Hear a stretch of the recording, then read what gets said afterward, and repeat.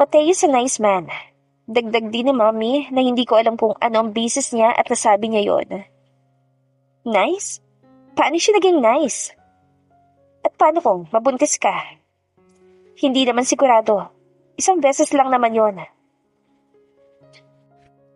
Bakit si kuya? Hindi niyo naman siya pinakasalnan sa...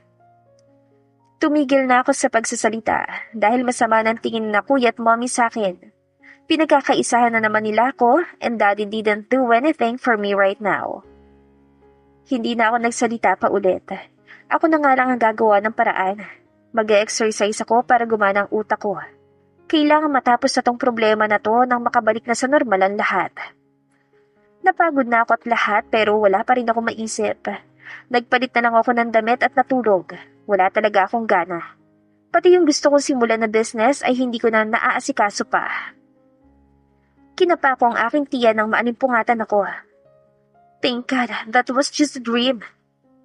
Nanaginip ako na buntis daw ako. Tapos may tag-isa kaming karga na bata ni Mateo. I won't let that happen. My God! I look so pangit in my dream. Pinuntahan ko si Mateo sa kanyang apartment. Kaso, nadatnan ko sina Kuya, Luis, Rafael at kanyang nobya. Kauuwi lang nila galing work dahil suot pa nila ang kanilang mga corporate clothes. Nahiya tuloy ako at hindi na ako nakagalaw sa aking kinatatayuan. I'm not shy, but this whole one-night stand thing made me lose my self-confidence, most importantly, in front of Rafael. Lumabas mula sa kusina si Mateo at nagtataka siyang tumingin sa akin. Binalik ko naman ang tingin ko sa mga bisita niya at nakita ko nakataas ng kilay sa akin ni Kuya. Kinawaya naman ako ng girlfriend ni Rafael. Come here, Shana.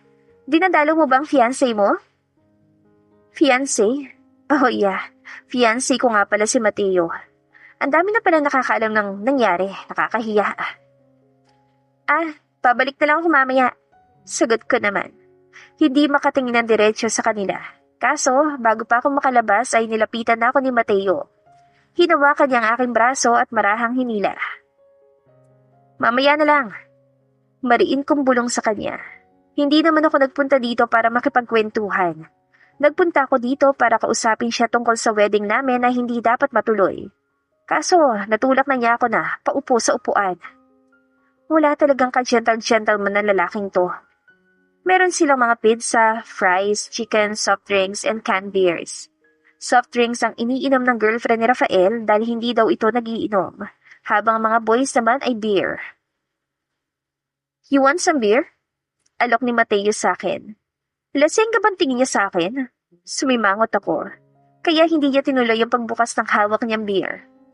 Tumayo siya at iniwan ako. Tahimik lang naman ako habang nagkukwento ang GF ni Rafael. She seemed nice at mukhang pati sina Kuya at Luis ay gusto siya para sa kanilang kaibigan.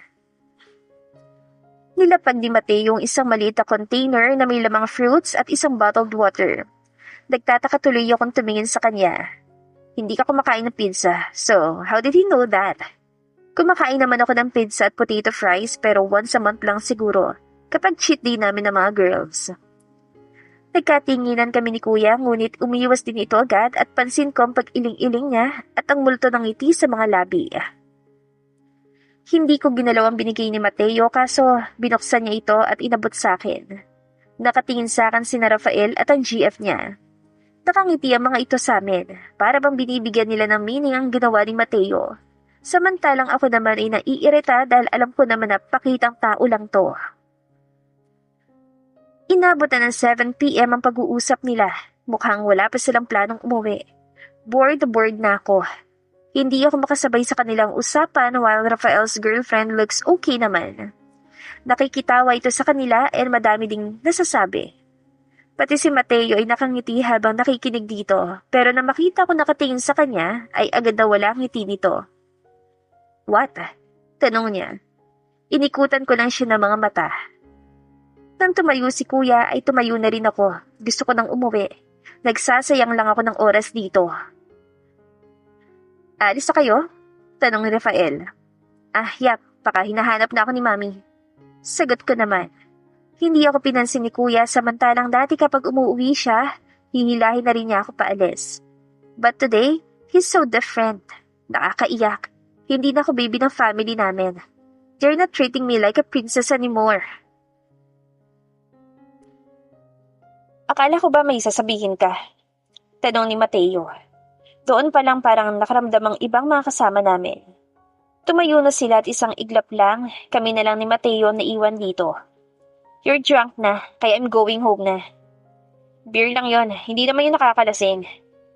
Malakas nga pala silang uminom at ngayon ko lang naalala. Kaya pinaniitan ko siya ng mga mata.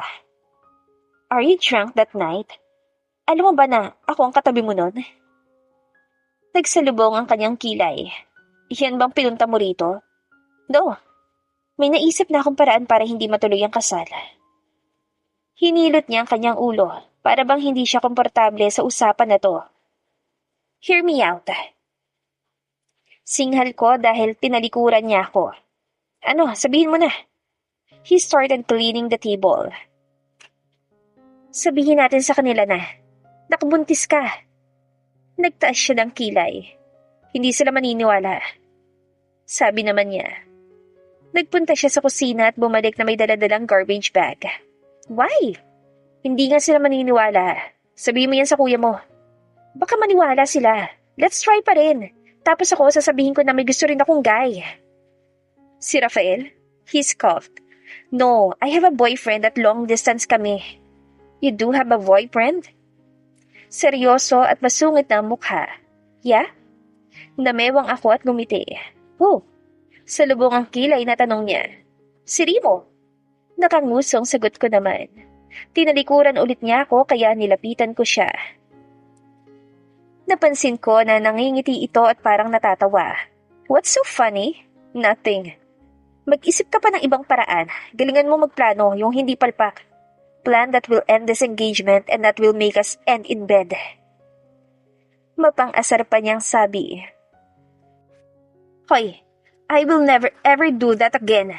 Especially if it's with you, no? Tumawa lang siya. I'm going home na nga. I can't stand you. Pwede ka namang pumatong na lang kasi. What? Maangkong napatingin sa kanya. Ilan sandaling nagloading ang aking utak. Tawang-tawa na siya. You're so talaga. Same to you. Excuse me? I'm not.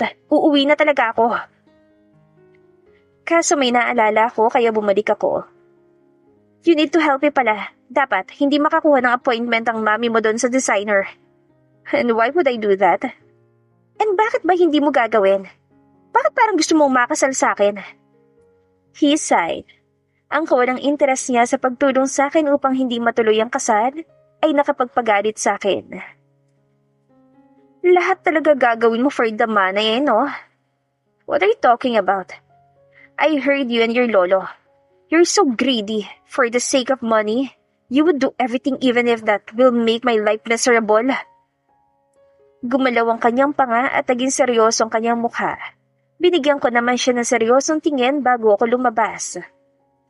Wala sina daddy at mommy sa kanilang kwarto. I want to try to talk to them again, but I can't find them anywhere in the house. Tiningnan mo na ba sa study room? Tanong ni Yaya. Kaya naglakad ako hanggang sa dulo. The study room's door was closed but it isn't locked. Kakatok sana ako pero naulinigan ko ang boses ni Mommy. She sounds mad. Are they fighting? Dahan-dahan kong binuksan ang pintuan at nakita ko si Daddy na nakaupo sa kanyang swivel chair while Mommy was pacing back and forth in front of him. Are you fighting? Agad nang umaliwala sa mukha ni Daddy. Si Mommy naman ay huminga muna ng malalim bago umiling at sumagot. No, Iha. Dad, Mom, I want to. If it's about the wedding anak, please, not now. Hindi ko na tinuloy yung sasabihin ko dapat. Umalis na rin ako at bumalik sa aking kwarto. Kung hindi ako naging impulsive, hindi sana ako magkakaproblema ng ganito. What if, mag-abroad na lang kaya muna ako, pakakalaunan. Makalimutan rin nila ang tungkol sa wedding. Magpapaalam ako sa Monday after ng meeting ni Daddy kasamang investor. Ramdam ko na hindi pa rin okay sina Daddy at Mommy. Sobrang tahimik tuloy sa dining habang kumakain kami ng breakfast. Kaming tatlo lang dahil maaga daw umalis si Kuya upang pumasok sa kanyang trabaho. Hindi tuloy ako gaano nakakain. Nawala na ako ng gana dahil nadagdagan pa ang aking iniisip. Lumabas ako ng bahay at sakto naman nakita ko si Mateo sa harapan ng kanyang apartment. Nakatayo siya at nakasandal sa may porch habang hawak ang kanyang cellphone. Magkasalubong ang kanyang kilay at ang labi ay kumikibot pa. Nakataas ang kilay ko habang pinagmamasdan ko siya. Pumalukip-kip ako at hinihintay siyang mapatingin sa gawi ko pero nangalay na mga kamay ko pero hindi pa rin siya tumitingin dito. Sumandal na rin ako dahil nangangalay na rin pati ang aking mga binti. I was waiting for him to notice me. Doon lang ako lalapit sa kanya upang kausapin siya. Kaso may tumawag sa kanya. Humarap siya sa gilid habang nakapamewang na nakikipag-usap sa kung sino man ang nasa kabilang linya. I'm getting impatient. Hindi na ako natutuwa. Tumalikod siya habang hinihimas ang kanyang batok. Mukhang wala rin siya sa mood. Gaya ng mga tao dito sa bahay. Naabot na ako ng sinag ng araw dito sa kinatatayuan ko. Baka masunog ang balat ko bago pa niya ako mapansin. Nang ibaba niya ang kanyang cellphone ay umayos ulit ako ng tayo. Pinaseryoso ko ang aking mukha. Napatingin siya sa akin pero agad siya nag-iwas ng tingin. Pumasok siya sa loob ng bahay at muli ring lumabas at nagtungo sa kanyang sasakyan. And then, just like that, pinatakbo na niya ang kanyang sasakyan. What the hell is wrong with him? Bakit hindi niya ako kinakausap? Inis na ako. Dahil nangalay ako sa paghihintay sa kanya pero hindi man lang ako nilapitan at kinausap. Naglakad-lakad ako hanggang sa hindi ko na malaya na nakarating na pala ako sa bahay ng kanyang parents. What am I doing here? Aalis na sana ako na makita ako ng kanyang mommy. Ang ganda nito kahit bagong gising lang. Iha, kinawayan niya ako. Ngumiti rin ako at kumaway. Hindi ako lumalapit dahil plano ko nang umalis sana. Come here. Lumapit pa siya at siya na mismong humila sa akin papasok sa kanilang bahay. Nakarating kami sa kanilang dining area. Dalawang dining area nila. Yung may long table na ginagamit kapag may okasyon at ang isa naman na 6-seater ay yung round ng glass table na ginagamit nilang pamilya. Tanaw dito ang fountain at ang mga magagandang halaman na galing pa ibang bansa. Samahan mo akong mag-breakfast. Anya na hindi ko na natanggihan dahil malungkot kumain mag-isa. Lumapit ang mga maid na may daladalang mga pagkain. May mga fruit, soup at coffee. May request ka ba for breakfast? No, tita, this is fine na po. Kahit may maid, inasikaso pa rin ako ni tita. Siya naglagay ng soup sa aking bowl. Siya rin ang nagsali ng coffee sa aking mug.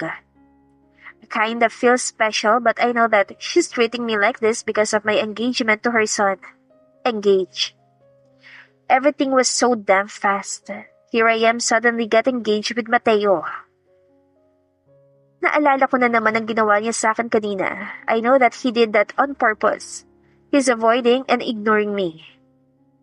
Bukas dito ka ulit mag-breakfast. Samahan niyo ako ni Mateo. Sabihan ko siya mamaya. Tita, may sasabihin po sana ako sa inyo. Huwag po kayong mabibigla ha. I said instead. Ano yun, Iha? May ginawa ba sa yung anak ko? Ano po kasi, may nabuntis po si Mateo. Nanlaki ang mga mata niya at ilang segundo na napanganga. Buntis ka, Iha? Hindi po. Iba po nabuntis niya. Sino? Ano po? Saglit lang ay hawak na ni tita ang kanyang cellphone at kausap na niya si Mateo. Umuwi ka dito sa bahay ngayon din. Hindi ko pa man din dala ang cellphone ko. I should warn him. Tita, may nakalimutan po pala ako. Uuwi na po muna ako. Sige, Iha. Nagmamadali na akong umuwi. Patakbo kong umakyat sa aking kwarto na mahawakan ko ang aking phone, I immediately unblocked Mateo's number. I tried calling him for a couple times but he didn't answer. This man is really annoying me. I texted him instead. I told your mom that you get someone pregnant. Sakyan mo na lang sinabi ko. After that, tapos ang problema natin. Hindi pa rin siya nag-reply kaya naiinip ako naghintay dito sa aking room. I silently prayed for good news. Hanggang sa pagkaraan ng ilang minuto ay pumasok si kuya sa aking silid. Kuya, sino nabuntis si Mateo? Seryoso niyang tanong. Ha? My God! Sino ba? Hindi ko kilala ang mga ex ni Mateo. Hindi ko rin alam ang pangalan ng kanyang mga flings. How do you know, kuya? Nasa baba si tita. She's crying and apologizing to mom and dad. Huh? Apologizing and crying? For what? Sino nga? Yung kuya, hayaan na po natin siya. At least, maaga nating nalaman bago pa. I'm gonna punch that bastard. Lumabas na siya ng kwarto ko. Nagmamadali naman akong hinabol siya pababa sa hagdanan. Dumating na rin si Mateo. Sina daddy at mommy ay hinihilot ang kanilang mga sentido. Kuya! Niyakap ko si kuya to stop him. Please stop! Umiling si Mateo at salubong din ang kilay. Lumapit siya sa akin. Si kuya naman ay nagbabanta siyang tinignan at binulungan. Ayusin mo lang, Mateo. Madiing bigkas ni kuya sa mga salita. Gumalaw pa ang kanyang panga. What did you do again? Pabulong na tanong ni Mateo sa akin pero umiling ako. I was calling you but you're ignoring my calls. Pabulong kong sagot. Naupo na kami para makapag-usap-usap kami na maayos. Umiiling si Mateo habang hilot din ang kanyang nose bridge. Relax, mom. Wala akong nabuntis, okay? Kung may nabuntis man ako, baka si Shana. Ha? Ako? Buntis? No fucking way? Ano na naman to, Shana? Inis na tanong ni mom. Si kuya ay naiinis na rin tumingin sa akin. Ayok magpakasal. Sigaw ko. I don't want... Mommy cut me off. Baka nga mas okay na ikasal ka na lang para mag-mature ka. My God, let's plan for the wedding. Mommy! Naiiyak akong tumingin kay daddy kaso nag-iwas siya ng tingin. Iha, paano kung magbuntis ka? Ayaw pa rin magpakasal? Mahinahon na tanong ni tita na ngayon ay kumalma na. Nagyuko ako. Gusto ko sanang umiyak kaso ayaw makasama ng aking mga mata. Hindi naman siguro ako mabubuntis. What if you'll get pregnant? Inis na tanong ni kuya. Hindi na ako sumagot pa dahil pakaramdam ko wala na talaga akong kawala pa. Pero kung matutuloy ang kasal, sana naman hindi ako magbuntis. I'm not yet ready. Sinasabi ko noon na ready ako pero syempre kay Rafael naman yon at hindi kay Mateo na hindi ko naman mahal. Pwede naman kaming magpakasal kahit walang feelings na involved. Baka ganda din ito sa aming business. Kapag nangyari yon, kasi madami ang posible na investors na mag-invest sa amin. Baka makatulong din yon para sa gusto kong business. Kaso, si Mateo ito eh. I don't like him. Kulang na lang ay ipamigay ako ni na mommy sa labis na inis sa akin. Kung hindi lang kami aalis bukas, baka pinakasal lang nila kami ni Mateo ngayong araw din mismo. Gusto pa rin ikasal sila sa simbahan. Sabi ng mami ni Mateo, para may blessing si God ang kanilang pagsasama. And Shana deserves a grand wedding. Tumango ang daddy. I know that he's always wanted to walk me down the aisle. I don't know how long the wedding preparation would take, pero sana matagalan. I need to prepare and ready for my mental and emotional state about this marriage thing. Umalis ng mami ni Mateo dahil dumating daw ang ama nito. Mukhang pati ang matanda ay nasabihan din niya na nangyari. Sina daddy at mommy naman ay bumalik ulit sa study room. Hindi ko alam kung ano bang pinag-uusapan nila dahil kailangan pa nilang doon mag-usap. Si kuya naman ay nakatingala at mukhang kinakalma pa rin ang kanyang sarili. Umiling-iling si Mateo kaya inirapan ko siya. Kung nakipagtulungan sana siya sa akin, hindi sana nagkaganito ngayon. Marahas na tumayo si kuya. Parang yamot na yamot ito. Nang makalabas na siya ng bahay ay saka pa na nagsalita si Mateo. Ginawa mo yun para magpapansin sa akin, hindi ba? Excuse me? Pinanlakihan ko siya ng mga mata. You're too loud. Para ka pa rin bata. Bakit? Mas bata naman ako sa'yo ah. Umiling-iling siya at ang tatayo na sana ay pinigilan ko siya. May mga kondisyon ako. Ano na naman? We'll get married, pero after 1 year, magpaanal tayo. Tinignan lang niya ako. Bakit hindi ka makasagot? Whatever, alis na ako. Madami akong ginagawa sa office. Kung magtrabaho ka kaya sa kumpanya ng daddy mo para may ginagawa ka. Hindi yung kung ano nang pumapasok sa isip mo. Like it or not, we're getting married. At wala na tayong magagawa pa doon. Talagang ayos lang sa kanya na magpakasal kami. Sabagay, He's always an obedient child. Parang ganoon rin ang kuya ko. Ako ang matigas ang ulo sa aming dalawa. Lumabas na lang ako para mag-shopping.